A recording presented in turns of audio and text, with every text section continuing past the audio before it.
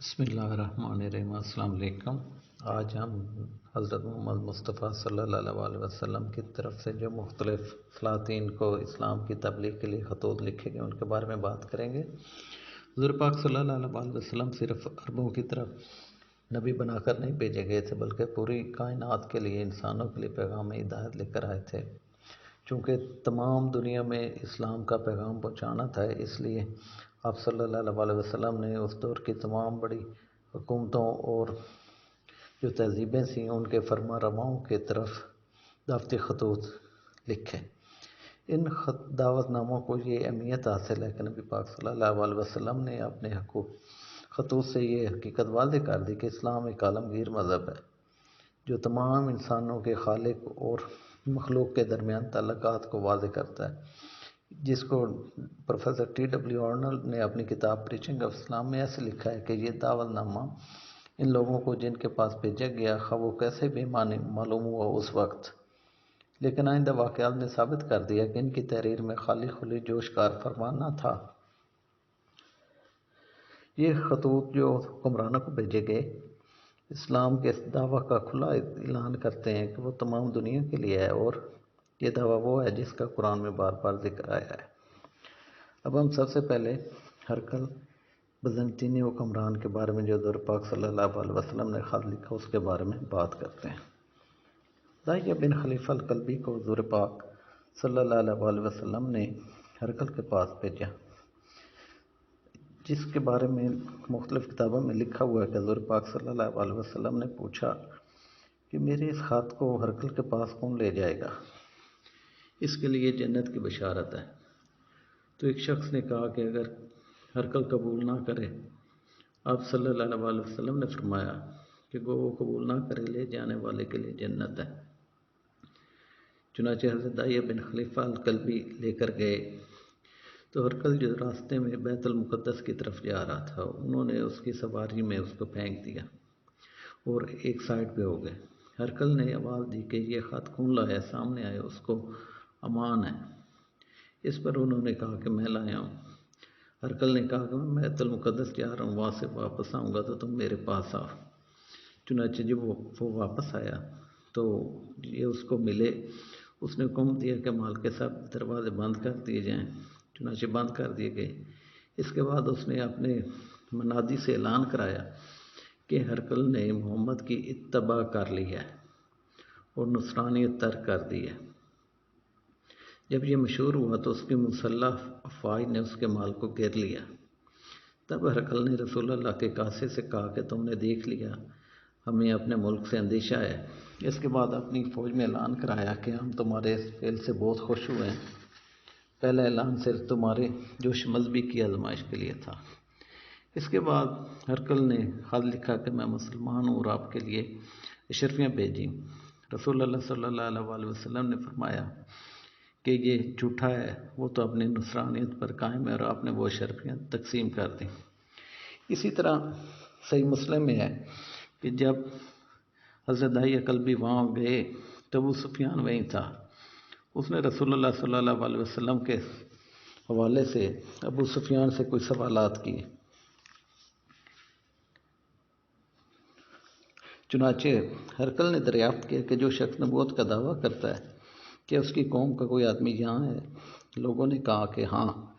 اس لیے وہ لوگ ابو سفیان کو اور اس کے چند ساتھیوں کو ہرقل کے پاس لے گئے۔ ہرقل نے پوچھا کہ اس کا سب سے قریبی رشتہ دار کون ہے؟ ابو سفیان نے کہا کہ میں ہوں۔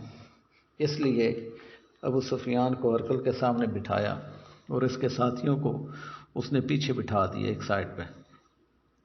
پھر ہرقل نے ترجمان کے ذریعے کہا کہ مدعی نبوت کے بارے میں ہم کچھ ان سے پوچھنا چاہتے ہیں، اگر ہم سے یہ کوئی غلط کہیں تو تم لوگ ظاہر کر دینا۔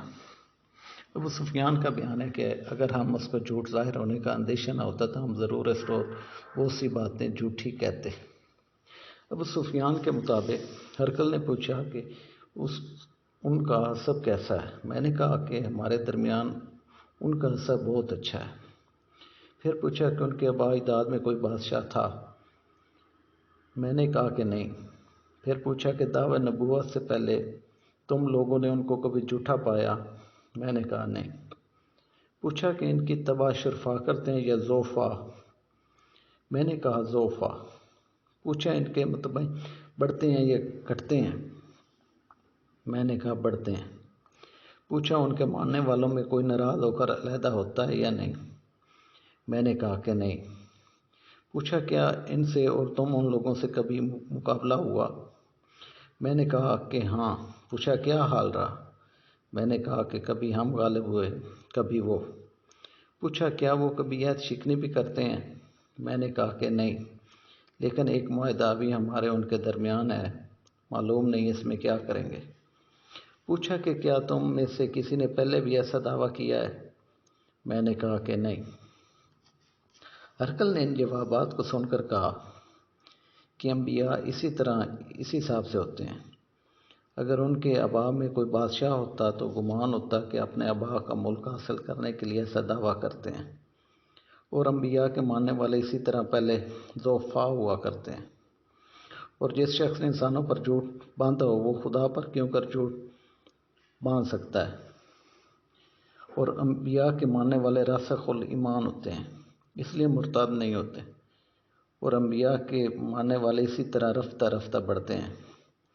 لڑائیوں میں انبیاء کی یہی حالت ہوتی ہے، کبھی غالب کبھی مغلوب، لیکن آخری کامیابی ان کی یقینی ہے۔ انبیاء اسی طرح غدار نہیں ہوا کرتے۔ ہاں، اگر تم لوگوں میں کوئی پہلے ایسا دعویٰ کرتا تو گمان ہوتا کہ یہ بھی سن کر ایسا دعویٰ کرتے ہیں۔ پھر پوچھا اچھا بتاؤ وہ کس بات کا تم لوگوں کو حکم دیتے ہیں؟ میں نے کہا نماز، روزہ، صلہ رحم اور معاف کرنے کا۔ اس پر ہرقل نے کہا یہ جو کچھ تم نے کہا اگر صحیح ہے تو وہ ضرور نبی ہیں۔ ہم لوگ یہ تو جانتے تھے کہ ایک نبی کا ظہور ہونے والا ہے، مگر یہ معلوم نہ تھا کہ ان کا ظہور تم لوگوں میں ہوگا۔ اب جو اس کے نام حضور پاک صلی اللہ علیہ وسلم نے خط لکھا اس کی تحریر کا ترجمہ میں آپ کو بتاتا ہوں کہ حضور پاک صلی اللہ علیہ وسلم نے بسم اللہ الرحمن الرحیم، رسول اللہ صلی اللہ علیہ وسلم نے جو ہرقل کے نام خط لکھا اس کی تحریر کا ترجمہ یہ: بسم اللہ الرحمن الرحیم، محمد رسول اللہ صلی اللہ علیہ وسلم کی طرف سے ہرقل کی جانب جو کہ عظیم بادشاہ ہے، سلام ہو اس پر جو راہ راست کی پیروی کرے۔ اما بعد، میں تم کو اسلام کے کلمہ کی دعوت دیتا ہوں، مسلمان ہو جاؤ، سلامت رہو گے اور خدا تم کو دوہرا اجر دے گا۔ لیکن اگر تم نے روگردانی کی تو تمہاری تمام جاہل رعایا کا گناہ تم پر ہوگا۔ اور اے اہل کتاب، یہ کلمہ جو ہے اسے تسلیم کرو۔